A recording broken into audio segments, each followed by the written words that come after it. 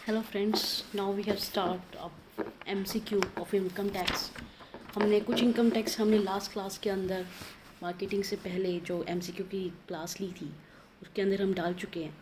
अब मैंने next class upload out कर रही हूँ आप लोग के लिए। I am Monika Agarwal and please subscribe, like, share, comment on my channel. I hope so you like it, and all our questions are very important and it's necessary for your examination in this September. All the best फ़िलहाल आपकी preparation के लिए, और आप सभी बढ़िया चल रहा होगा सबका, आई होप सो। और प्लीज़ प्रेशराइज मत कीजिएगा अपने आप को कोई ख़ास ज़्यादा इतना, क्योंकि do more and more revision and ज़्यादा से ज़्यादा आप MCQ रीड आउट कीजिएगा, पढ़िएगा, क्योंकि जितना आप MCQ अपनी आँखों से निकालोगे तो बहुत सारे MCQ ऐसे आएंगे कि वो सेम से आएंगे और आपको जाते ही वहाँ पे क्लिक आउट करना पड़ेगा, क्योंकि time limit is also there. So now we have start the questions. 1 to 13 question are there and हम एक एक करके MCQ के क्वेश्चन सॉल्व आउट करेंगे। ओके, तो चलिए पहला क्वेश्चन हम पढ़ते हैं। पहला क्वेश्चन कहता है the maximum deduction interest on loan taking for construction of house given on rest is. तो कहता है 1,50,000, 1,30,000 या नो लिमिट। इसने 4 ऑप्शन दिए, which one is the best. कहता है कि कितनी लिमिट होती है, तो आई थिंक सो कोई लिमिट नहीं होती। तो इसका जो आंसर आएगा वो आएगा डी। क्या आएगा? इसका आंसर आएगा डी। बहुत इजी और आप लोगों ने करे हुए क्वेश्चन है इसके अंदर। तो आप लोग को कुछ क्वेश्चन का क्या होता है कि हमें पता होना चाहिए कि बेसिक कंसेप्ट अगर आपका क्लियर है। इनकम टैक्स के तो इतने सीधे क्वेश्चन आएंगे, आपका बेसिक क्लियर है, आप 5-10 जितने भी क्वेश्चन आएंगे लिटरली कर पाओगे उसके। तो उसके आपको बिल्कुल पॉइंट टू पॉइंट आने चाहिए। Next, annual value of self occupied house is. Annual value, net annual, NAV जिसे हम कहते हैं। तो सेल्फ ऑक्यूपाइड हाउस होती है उसकी क्या होती है? म्युनिसिपल वैल्यू कहा जाता है क्या उसका? म्युनिसिपल वैल्यू होती है। फेयर एंड वैल्यू होती है जीरो, उसकी कोई वैल्यू ही नहीं होती है, NAV जीरो आता है, या विच एवर इज लेस। तो अगर आपने अगर इसका हाउस प्रॉपर्टी का है, ये हाउस प्रॉपर्टी का अगर आपने चार्ट देखा होगा, जो फॉर्मेट चार्ट है, तो आपको सेल्फ ऑक्यूपाइड के अंदर पता लग जाएगा कि इसका जो आंसर है वह सी, जीरो या नील वैल्यू आती है उसकी। मेरे हिसाब से आपको समझ आ रहा होगा। आप लोग अब इतना पॉइंट अप कर चुके हो, नहीं कर पाए हो तो कॉपी मार लो अभी की अभी। ठीक है, तो आइए क्वेश्चन नंबर 3 करते हैं।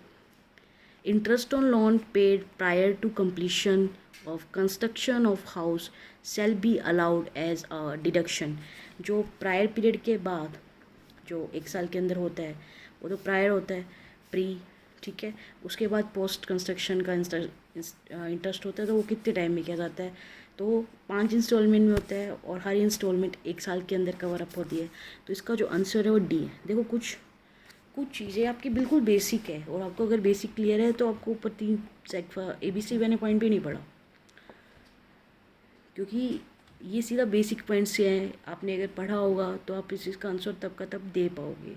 इसका सीधा सा रीज़न यही है कि कंसेप्ट बेसिक पॉइंट आपको क्लियर होने चाहिए। नहीं है तो कुछ क्वेश्चन को ऐसे याद करो। मतलब याद कैसे होएगा? याद तो ऐसे ही होएगा, बार बार हम MCQ पढ़ते जाएंगे, क्योंकि इनमें कोई हेरा फेरी नहीं हो सकती, ये सीधे ही आएंगे। ठीक है, आइए 4th पढ़ते हैं। विच of the following is not a capital asset. इनमें से कौन सी कैपिटल एसेट नहीं है? Goodwill of A business, jewellery, stock in trade, agriculture land in Delhi. तो इसका जो है स्टॉक इन ट्रेड, सी जो आंसर है वो है, वो कैपिटल एसेट नहीं है, क्योंकि वो ट्रेड है। क्या है? सामान लिया बेचा, आपने उसको एक स्थिर मात्रा में नहीं रखा। आप उसे 12 महीने 36 मंथ ऐसे नहीं रख पा रहे उसको।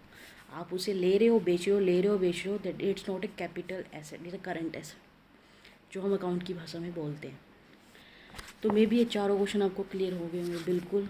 तो फिर भी कोई डाउट या किसी का कुछ पूछना हो तो कमेंट सेक्शन में प्लीज़ ज़रूर बोलना। अब हम अगला पढ़ते हैं। In case of share long term capital gain will arise if the SSC retain the share with him for a period of. अगर आप उसे लॉन्ग टर्म कैपिटल एसेट के अंदर देखोगे तो वो शेयर कितने टाइम तक होना चाहिए, मतलब कितने टाइम से ज़्यादा होना चाहिए, क्या वो लेस देन होना चाहिए 12 मंथ से, क्या वो 12 मंथ होना चाहिए, या मोर देन होना चाहिए 12 मंथ से, नन ऑफ दी। तो इसका सीधा साधा आंसर है C, more than 12 month, more than 12 month. ठीक है। नेक्स्ट है to find out long term capital gain. इनमें से लॉन्ग टर्म कैपिटल गेन कैसे फाइंड आउट होएगा, किस बेस पे आप फाइंड आउट करते हो? Cost of acquisition, total cost, index cost, या कॉस्ट ऑफ सेल। तो हमें इंडेक्शन करना पड़ता है। तो इंडेक्शन के बेस पे हम देखते हैं कि हमारा कितना लॉन्ग टर्म कैपिटल गेन हुआ है।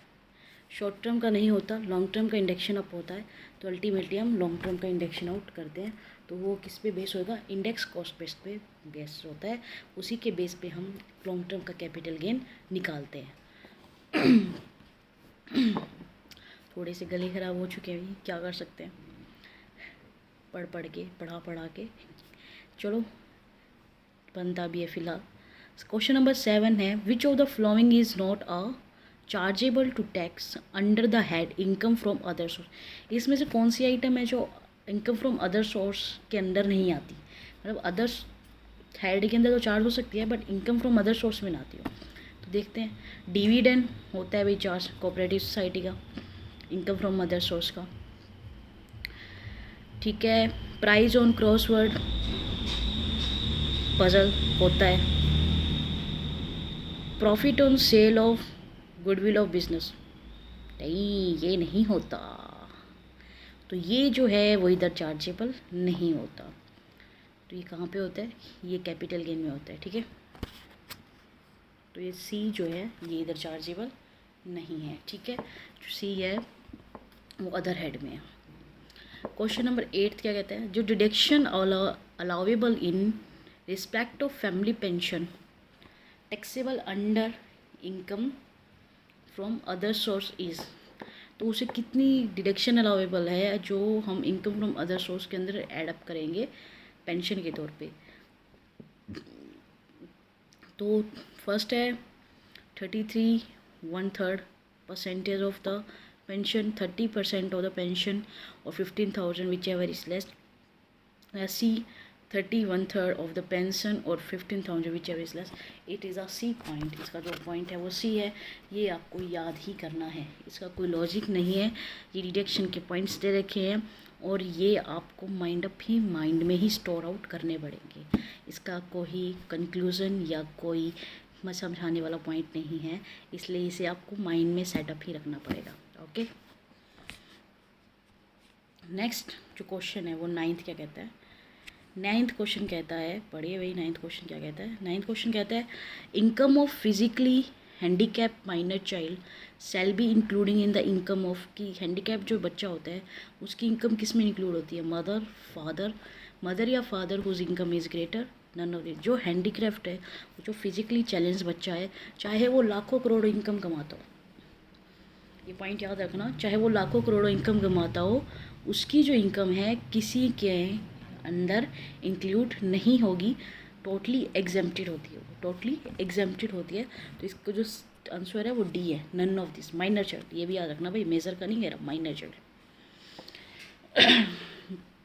क्वेश्चन नंबर 10 क्या कहता है? Minor income shall be including in the एसेंसी इनकम ऑफ।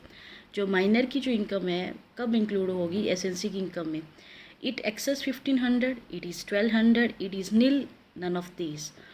तो हमें पता है कि माइनर चाइल्ड की एग्जैम्प्ट दे रखी है इनकम कितने तक की? 1500 तक की, 1500 तक। तो मतलब इंक्लूड कब होएगी? जब वो 1500 से ऊपर होएगी। तो अल्टीमेटली इसका आंसर जो है वो क्या है? A. It exceed 1500।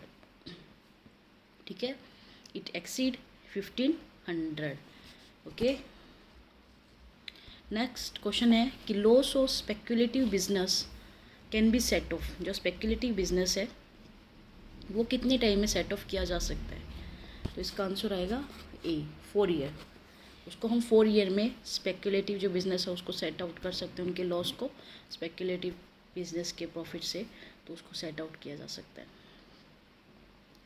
Question number 12 क्या कहते हैं? लॉन्ग टर्म कैपिटल लॉस जो होता है वो कैसे सेट ऑफ होएगा? From short term capital gain से, लॉन्ग टर्म कैपिटल गेन से, कैपिटल गेन से, या फिर कोई भी इनकम से भाई लॉन्ग टर्म कैपिटल गेन से सेटअप होएगा। इसका जो आंसर होएगा बी होएगा, लॉन्ग टर्म कैपिटल गेन से। Question number 3 is a very most important question. इसके आने के चांसेस रहते हैं। विच of the flowing donation is eligible for 100%? ऐसी कौन सी इन चारों में से डोनेशन है जिसमें 100% डिडक्शन मिलती है? पीएम ड्रॉट रिलीफ फंड, नाम पढ़ के ऐसा लगेगा चारों में से 100% मिलती है, ठीक है। फिर national sports fund, Rajiv Gandhi foundation, JL Nehru memorial fund. तो इसका जो आंसर है, क्या लगता है आपको क्या हो सकता है इसका आंसर? इसका आंसर क्या, माइंड में सोच लो थोड़ा सा। इसका आंसर बच्चों बी है, national sports fund. Sports fund के अंदर अगर आप कुछ भी दे रहे हो तो उसकी जो डिडक्शन है उसे 100% मिलती है। तो मेरे हिसाब से आज के जो जितने भी एमसीक्यू थे बहुत इंपॉर्टेंट थे, बेसिक थे। सबसे मेन पॉइंट बेसिक पॉइंट थे। कंसेप्ट वाइज से अगर आपको बेसिक इनकम टैक्स का आता है तो ये सारे क्वेश्चन मतलब मिनट में करने वाले थे, और बेसिक में गड़बड़ है तो भाई ये क्वेश्चन भी हार्ड थे। तो ऑल दी बेस्ट, ज़्यादा से ज़्यादा एमसीक्यू करने की कोशिश कीजिएगा और डीपली मत जाइएगा। अभी जिसका समझ आ गया कि क्यों है, और जिसका समझ नहीं आया, अगर आपको लगता है कि ऊपर का कुछ पढ़ के मैं निकाल सकता हूँ, निकाल सकती हूँ, कुछ भी कर सकती हूँ, तो देखिए। अदरवाइज़ अब नहीं, अब हमारे पास अगर आप डीपली उसमें जाने लग जाओगे तो बाकी बहुत सिलेबस है भाई, बहुत कुछ करना है। All the best, please subscribe, like and comment on my channel and promote more and more. Bye bye, take care.